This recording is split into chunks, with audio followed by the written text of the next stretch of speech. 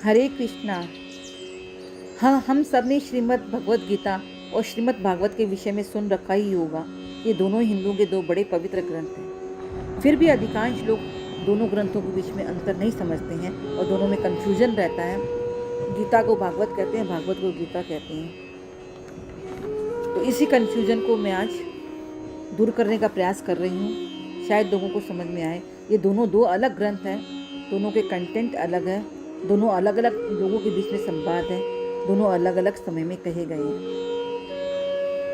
Actually Shrimad Bhagavad Gita या भगवत गीता या गीता, ये तीनों एक ही चीज़ है। ये श्री कृष्ण और अर्जुन के बीच का जो संवाद है वो भगवत गीता है। ये उस समय कहा गया था जब महाभारत युद्ध होने वाला था और अर्जुन ने जब ऑपोजिट साइड में अपने विपक्ष में युद्ध के मैदान में अपने ताऊ, चाचा, नाना, मामा और अपने दादा, गुरु सबको देखा कि भाई ये मुझे इन सब से युद्ध करना है, तो मोहित हो गया, मोह में फंस गया और भगवान से कहने लगा कि भगवान, मुझे आप इनसे युद्ध करने कह रहे हैं, युद्ध होगा तो सब मारे जाएंगे और अपने लोगों को मार के अगर मुझे राज्य मिलता है तो ऐसा राज्य मुझे नहीं चाहिए। तो उसी समय भगवान कृष्ण ने अर्जुन को ज्ञान दिया, गीता का ज्ञान दिया और कहा कि ये अर्जुन, इस समय तेरा क्या धर्म है, तेरा क्या कर्म है, इसको जान। क्योंकि तू क्षत्रिय है, इसलिए तेरा धर्म है युद्ध करना। इस युद्ध का क्या परिणाम होगा ये तेरे हाथ में नहीं है। परिणाम के विषय में सोचना मेरा काम है और कर्म करना तेरा काम है। इसलिए तू फल की चिंता मत कर, इस युद्ध का क्या परिणाम होगा, तू युद्ध कर और फल मैं देने वाला हूँ। वैसे ही श्रीमद् भागवत और भागवत, ये दोनों एक ही ग्रंथ है, लेकिन ये दोनों के बीच में जो संवाद हुआ वो परीक्षित महाराज और सुखदेव जी के बीच का संवाद है।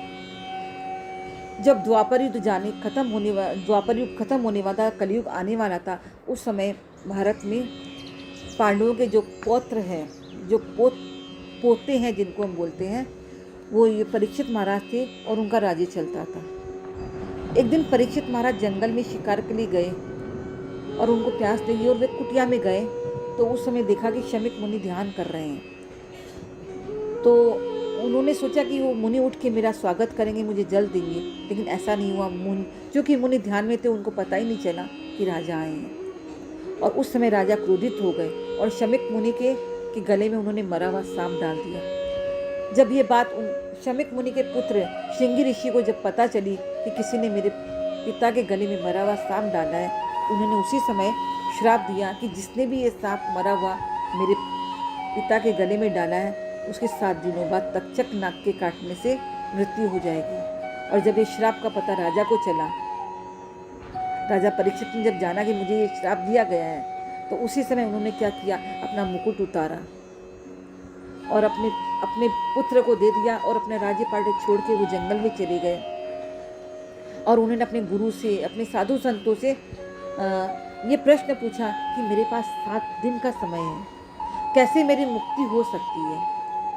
इसी का उत्तर पाने के लिए वो जंगल भटकते रहे और गंगा नदी के तट पे आ गए।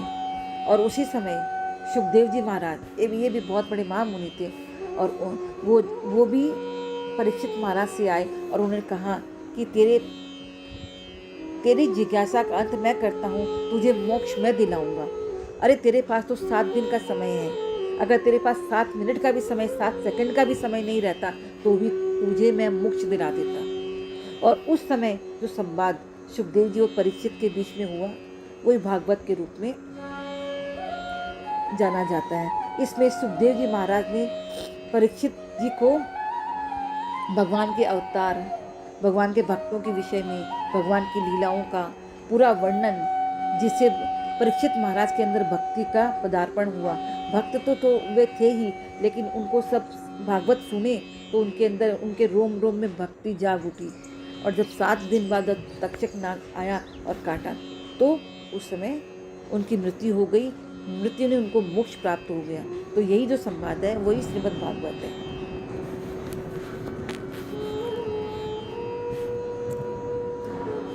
तो मुझे लगता है कि इससे आपका कन्फ्यूजन दूर होगा।